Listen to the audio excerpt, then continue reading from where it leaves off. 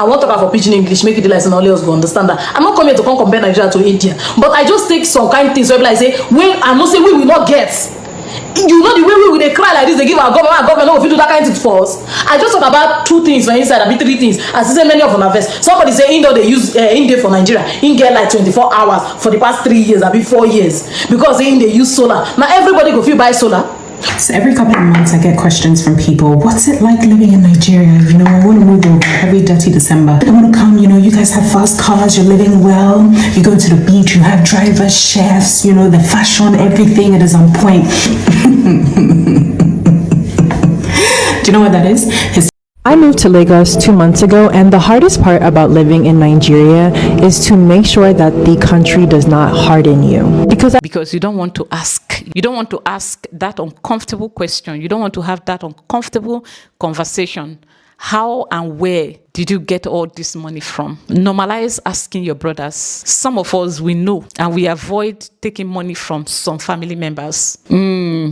Not like we don't love money.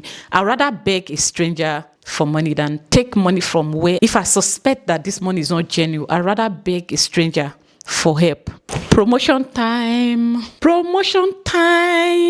Welcome everyone. My name is Lillian. I am a Nigerian, and I've been thinking of the best possible way to give back to my beloved country, Nigeria, because for me, I would never deceive anybody in the name of patriotism or whatever it is that people want to call it. People want to force down my throat. I said, okay, since I cannot promote Nigeria and I don't know what to say about Nigeria, why don't I bring videos of Nigerians and non-Nigerians in Nigeria giving review about Nigeria? Let's get into the videos. I'll see you later.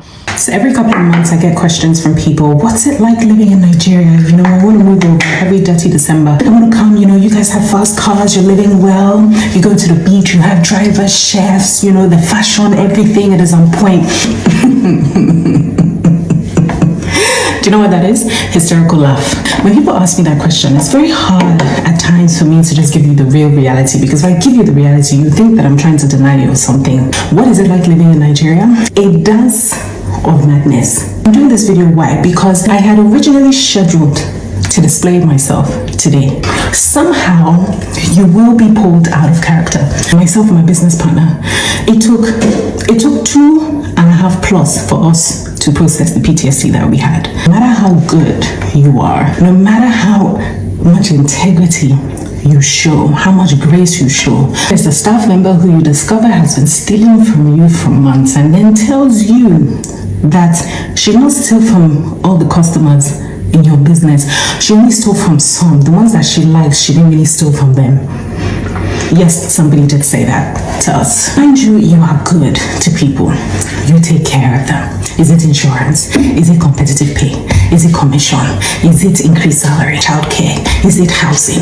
The landlord who refuses to lease houses to single women because in his mind, no single woman has the ability to pay such rent unless she is a prostitute. To the security guard who works for you as a gate man in your estate, your money along with others pays his salary, not letting you into your compound after a night out because you should not be out late, whether you're a single woman or a married woman. All I'm saying is, move to Nigeria, chase your dreams, live life. But the most important thing that you must pack in your suitcase when you're moving is what? Madness. And I can't even describe the madness to you. You have to experience it to then develop. If you're a fellow Nigerian living in Nigeria and you've had such a mad case that, you know, you've gotten over now that you can laugh about, sure, share it in the comment section. Oh, God.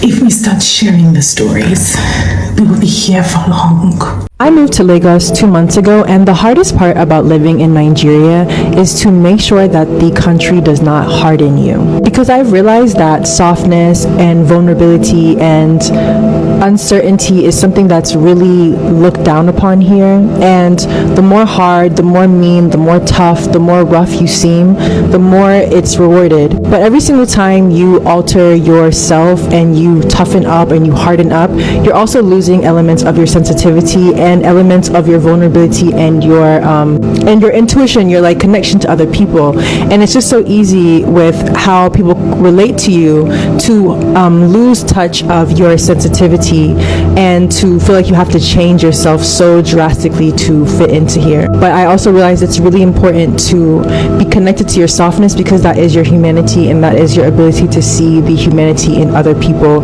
regardless of what situation is going on. And I understand that everybody needs to be able to have a side of themselves that can be vicious and defend themselves, but I think that you can have that side without losing touch of your sensitivity and essentially knowing when to turn it on and when to turn it off. I think it's really easy to just keep that on while you're here. Some go to Nigeria, they robbing, shooting, and kidnapping. That's what everybody always says anyway. And this is why you don't always listen to what everybody got to say. So I was on a flight the other day minding my very own business when I ended up getting into conversation with this lady who happened to be Caucasian. She was 5 feet tall, 120 pounds, soaking wet. And she was traveling with her 2-year-old daughter. So we got into standard conversation, you know, the typical stuff, where you coming from, where you flying to. She said, I just flew in from Lagos. I said, Lagos as in Lagos, Nigeria? She was like, yeah. I'm like, and what was you doing there? She said, oh, I live there. You live there? She says, yep, I moved about 2 years ago, me and my husband. When I tell y'all I had to pick myself up off of the floor, she was like, it's a beautiful country and we live just outside of the city, so we're not necessarily in the center of all the busyness. We absolutely love it. I should be ashamed of myself. I am not here to compare Nigeria to India. I want to talk for pidgin English, make it like and all else go understand that. I'm not coming here to compare Nigeria to India, but I just take some kind of things where I say, when I know say we will not get. You know the way we will cry like this, they give our government no, if you do that kind of thing for us. I just talk about 2 things for inside, I mean 3 things. As I say, many of them are first. Somebody say India they use India for Nigeria. In get like 24 hours for the past 3 years, I mean 4 years, because India use solar. Now everybody go feel buy solar. When people they complain about government, they know they complain because say for some of them I get more money to buy 1 or 2 things. When they complain about other people say they don't get money to buy those things. For the more they talk about data, and they buy data of 400 rupees every month. That 400 now, 400 more they calculate more. 400 times 12. 400 times 12. It will give you 4,800. 4,800 recharge card now they use for a year. When you recharge that 400, you go use them as data. You go use them as normal call. I use another one SIM card now I get. I use that SIM card, which is I connect the SIM card to this one. Now this one the SIM card. I will connect the Wi-Fi put for a year. I will connect that for this my iPhone until they record. So and I've been using like there's nothing like say this month the recharge card not reach 1 month. If the day you say 400, that 400 will reach you 1 month. Imagine some kind of when imagine say you call us recharge for full year when never reach 100,000 naira. This money where they now it never reach 100,000 naira, but mine be data when they use for a year. You go watch film, you go use them, and you go come tire. There is nothing like say you use them too much because they can't copper. So that when they promise us say recharge card for 1 week, you go buy 5 gigabytes for 1 week. But let's say not even reach, not even reach 2 days, you go finish. Do you know what it means when let's say you don't go use 1,000 naira to buy better clothes? For yeah, the amount thousand if they use to buy clothes. Now those baddies they use, like they don't say no more not talk about the rich people there. The average baddies when you they see those fine clothes they use, now that 1K, yes 3K, 4K. But see our own, if we want to wear what kind of clothes, we will count 5, we will count our big note, we will count out 20, 30 to buy top. We not buy top, count 30, 40 to buy top. On the one that they try to convert Indian money to Naira, we know they talk about that one. For the first thing you go there for your country, you go feel use your country money to buy better thing here, without you not breaking the bank, without you not frustrating yourself. That is what we are talking about. For the fact that you can afford small luxury like back in Nigeria, it doesn't mean that when other people are talking, that you should be saying that oh you cannot afford it. Shut up your mouth. Now so that don't use classes, they kill all of us in Nigeria. There are poor people everywhere. See for here, every country, the cheapest thing in every country now food. But as we do like this, even poor man begin to chop better food. Fish that they import and they come, the ones who they carry for a river for yourself, we not go fit buy them.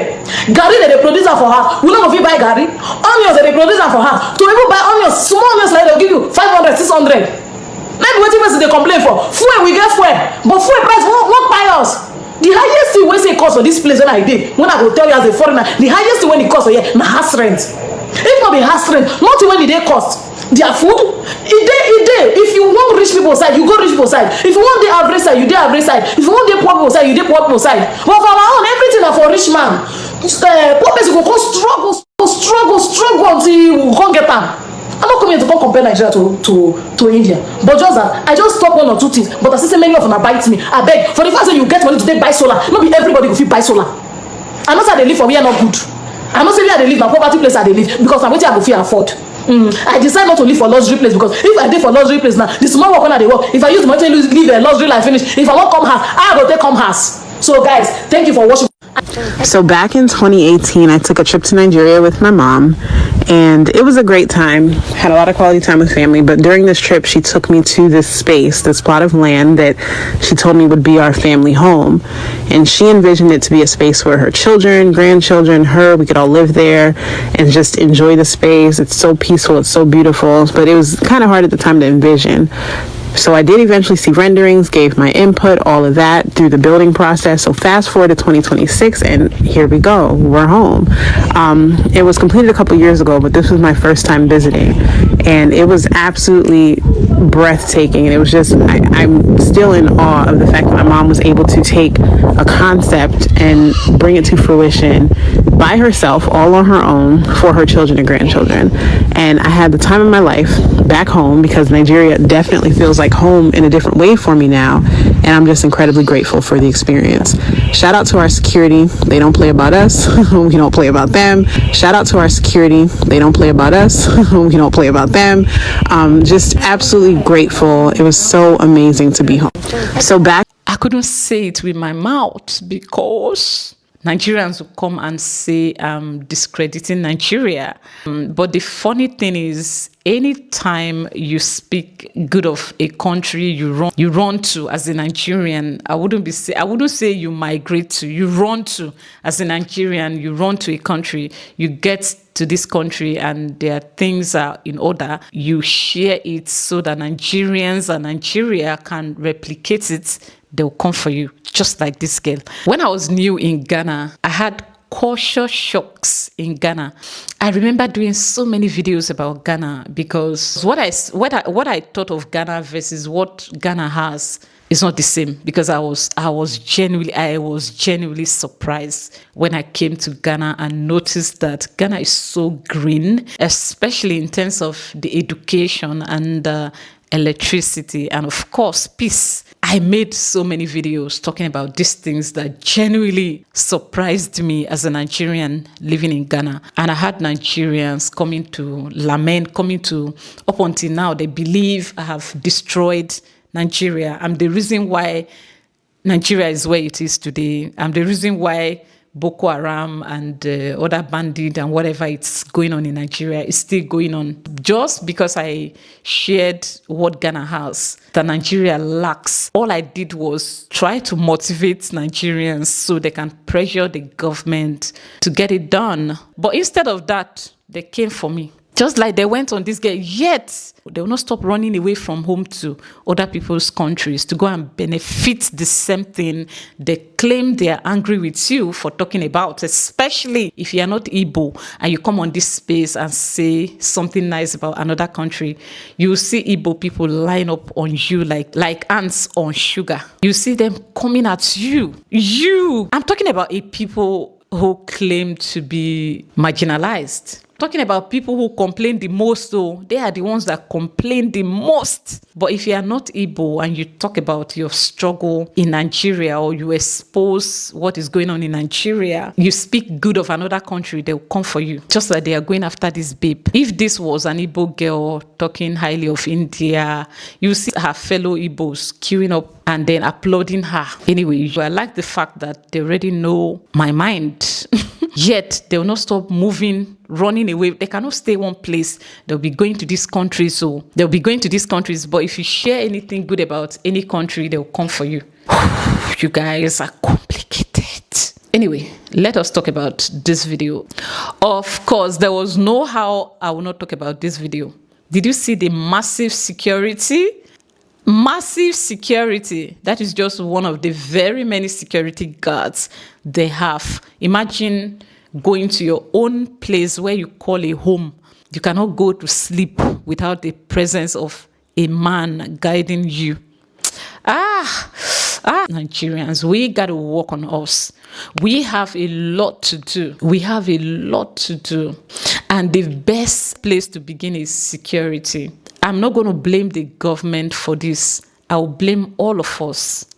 Because if you do not trouble the peace of your neighbor, if you do not trouble the peace of others, there will be no need for security. You cannot just wake up and commit crimes and then blame it on the government for not doing enough. I don't wish to live in fear. Let's just say that this house here has like 4 security men guiding them. What if 20 or 10 bandits go to the house to attack? They will overpower the security men. And this is where a lot of Nigerians don't understand when we talk about working on us. Be content. Ask questions. What do your brother do?